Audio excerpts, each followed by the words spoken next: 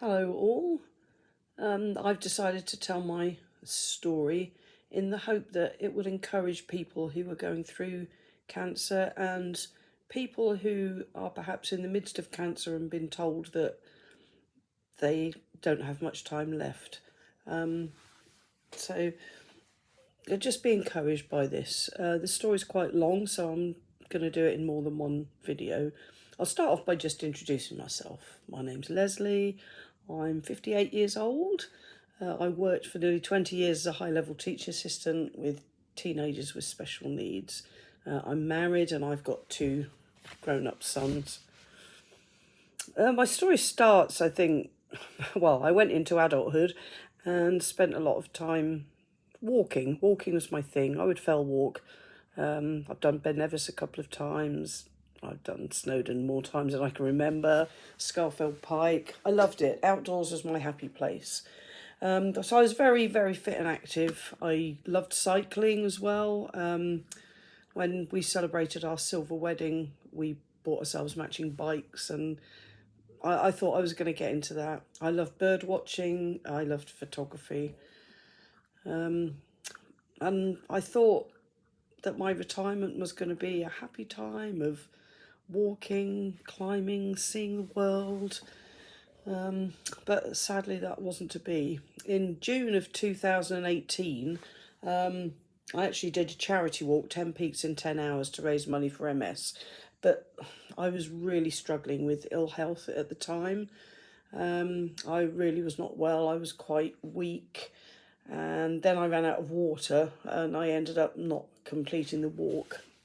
As the year wore on, things got worse and worse. I got more and more uncomfortable. I got uncomfortable in bed. It would hurt when I lay on my tummy and I was very restless. So I started sleeping on the sofa so I didn't keep my husband awake. And then after a while, he brought my mattress downstairs, which we kept in one of the other rooms, and I'd bring that out and sleep on the floor at night. Then this went on for 3 or 4 months, and I had been diagnosed with fibroids so in the past, so I just assumed that they were perhaps getting a little bigger. But then one day I was at work and I really wanted to go to the loo, and I went to the toilet and I wanted to pass water and found I couldn't pass anything, or I could pass very little. And something just felt odd. It felt like there was something in the way, which is perhaps a strange thing to think. But one of my colleagues encouraged me to go to A&E. So they did where they measure your bladder and the volume of water. And they said there was sort of nothing amiss in that. So they kind of sent me on my way. But then this got worse, and sort of a day or two later, things got really, really bad. I was in agony. So I went back to A&E and they put a catheter in. And at the time they said, "What is it you're really worried about?" And I said, "Well, I'm worried I've got cancer." They said, "Do you want us to look at your blood for any cancer markers?" And I said, "Yes, please." Now, I never heard anything back from that. So they just shoved a catheter in and sent me on my way. And then I was made an appointment to go to the TWOC clinic, which is trial without a catheter, which I thought was pointless because I already knew if they took it out, I would go into retention, and that hurts. But I had to go take the catheter out and go to that clinic, which I did. But probably less than a day later, I was back in A&E, in more pain than you could imagine. So they put the catheter back in and sent me on my way. This was all in around the beginning of September. Then it was towards the end of September. I'd gone to a gig with my son. I say a gig, it was actually a worship evening down near London. And we sat in the audience waiting for it to start. And as I sat there, I was just sitting there like this. I yawned. And as I yawned, I felt a lump in my neck. And as soon as I felt it, I just knew. I had an appointment. This was on the Saturday. I had a doctor's appointment booked on the Monday anyway. It was just like a little baked bean. So on the Monday, I went to see the doctor, and she sent me for a hospital appointment for a biopsy under the 2-week rule. So I went into hospital and had this biopsy. And she took what she did was an ultrasound scan. They sent me for an ultrasound scan on my neck. And while I was there, she said, "Do you want me to do a biopsy while you're here?" And I said, "Well, yes, please," which they did. And then we kind of thought, well, if it is cancer, perhaps we should go private. We had private health insurance through my husband's work, thankfully. So anyway, we went a week or two later. We obviously had to wait for these results to come through. We went to see the private consultant. We sat talking, and she told me that it was lymphoma, and I said, "That's cancer." "Yes, it is," she said. Then she said to me, "Why are you wearing a catheter?" And I said, "Because I'm having trouble passing water." She said, "Why?" I said, "I don't know."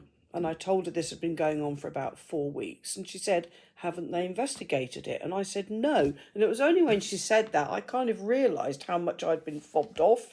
So she booked me in for a full body MRI the next day. And I went and had this MRI.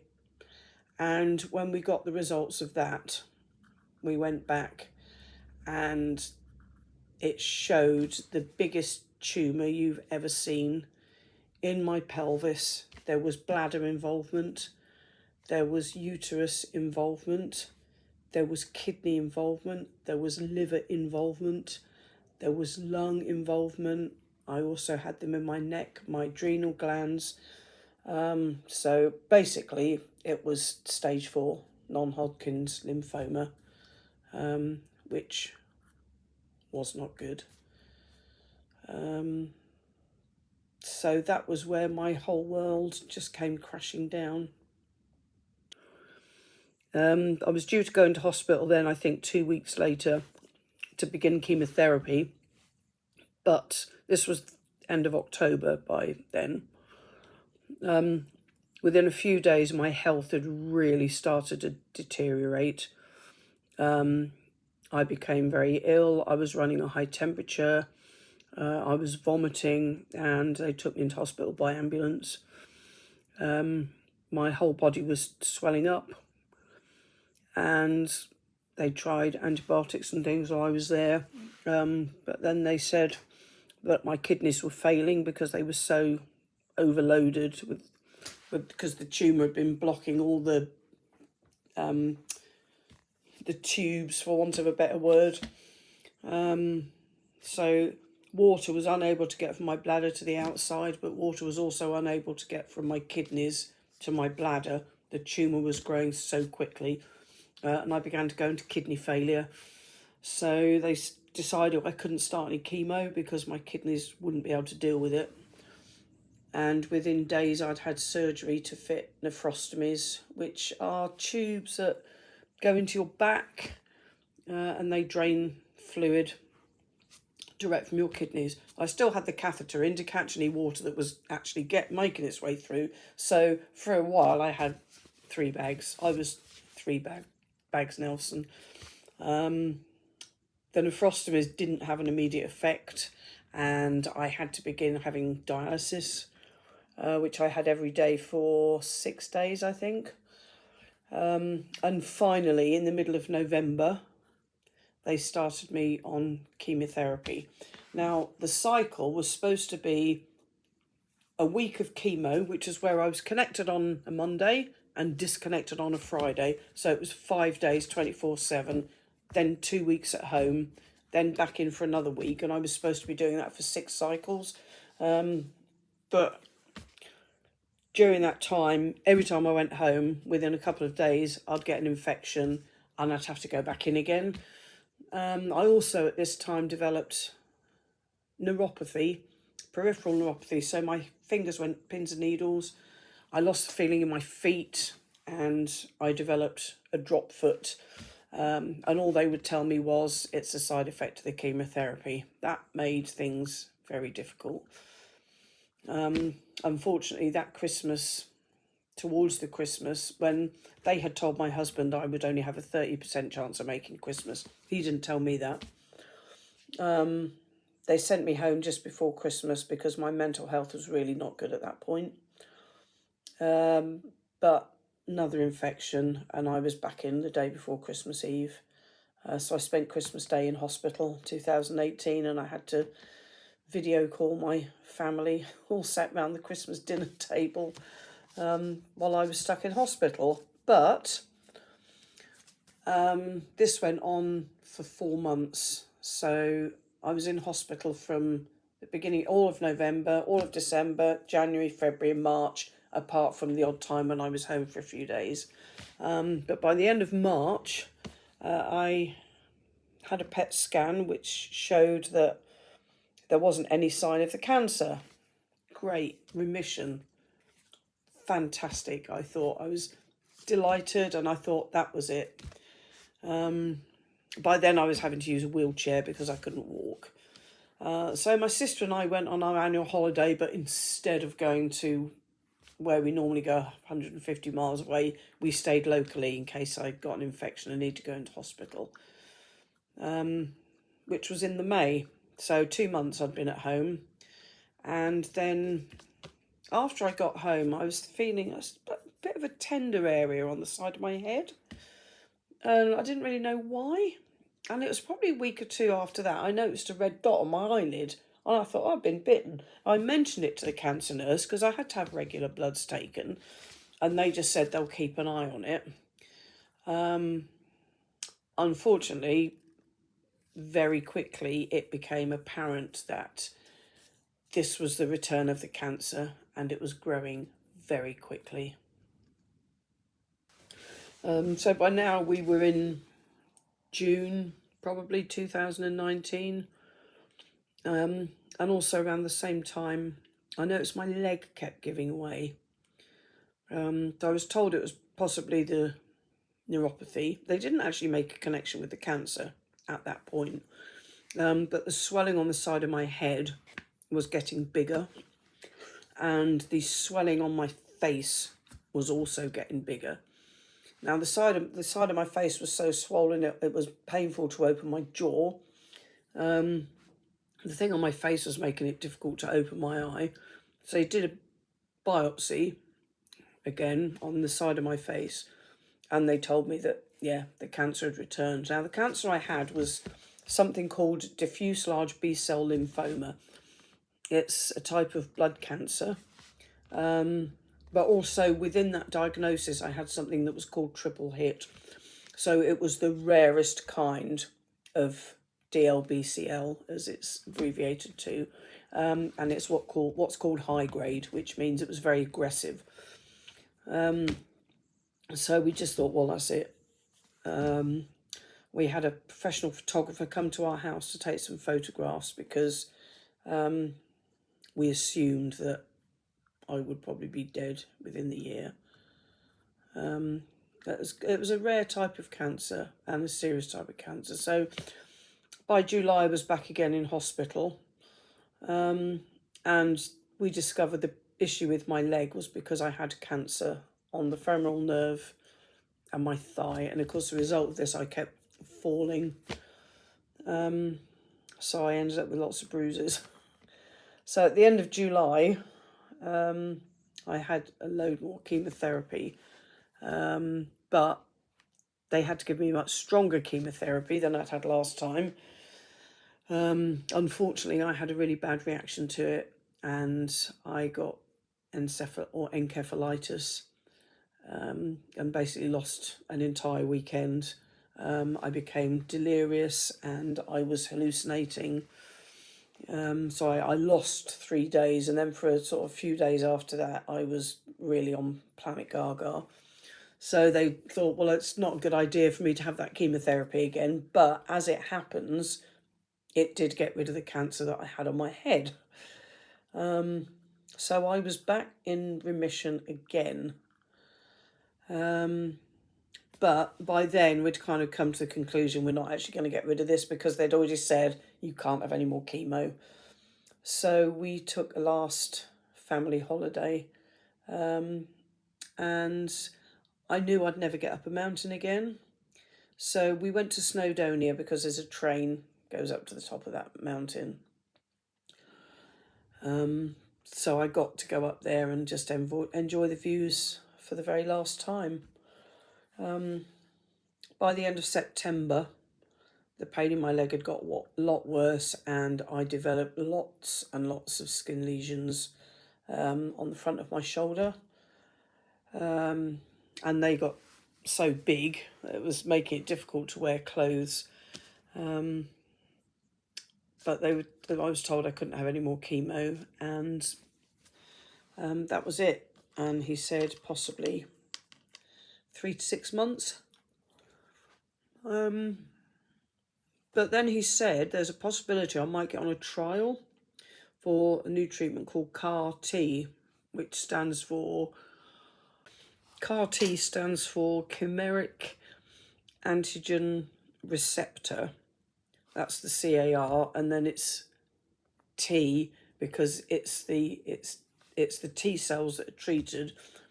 My cancer was in my B cells, which is part of my immune system. And what they do is they take the T cells out. At the time, they were sending them to America to be genetically modified to kill the B cells, which were the cancerous cells. So they're then injected back in.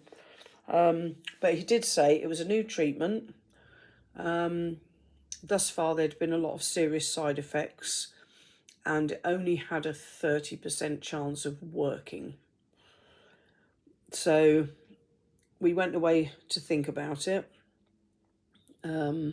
Now, I thought, actually, I've had enough of treatment. I've been ill for a year. I've had enough of this, and I didn't want it. But after talking to my husband, we kind of decided that obviously I've got a family to consider. So we thought I've actually got nothing to lose by having it done. So we agreed that I would travel to London, because at the time there wasn't really anywhere else doing it. But I had to fulfill several criteria. So it had to be a specific type of cancer, which I had. And it had to be refractory, which means not responding to treatment. And I have to be considered terminal, which I was. And they agreed. So I went down, had an appointment in London to hear all about it, and they explained that there's a good chance I'd end up in intensive care. They said what they'd do is take the cells, then there'd be a 6-week wait before those cells came back. And at the end of that 6 weeks, I needed to be well enough to have them injected back in. Now, the consultant in London said mine was one of the most aggressive cancers he had ever seen, and he wasn't sure that I would survive those 6 weeks or be well enough. But we decided to go for it anyway. And then 4 weeks later, we got a phone call saying the cells were back and it was all systems go. So I went down to London on November the 23rd to have the cells reintroduced. They told me that I would be in hospital for 2 weeks, and then I would have to stay in a hotel nearby for another 2 weeks, which they pay for. And the actual treatment itself cost nearly $500,000. And my husband took some time off work so he could stay with me. Fortunately, this was the end of 2019, so it was before COVID, which meant he could stay. I was warned that I could have nasty side effects. So they infused the cells, and what you have to do is every day the doctors come in, you have to write a sentence and answer questions like counting back in threes from 100 or who's the Prime Minister kind of thing. And I was okay for a couple of days, but then I started to develop a fever.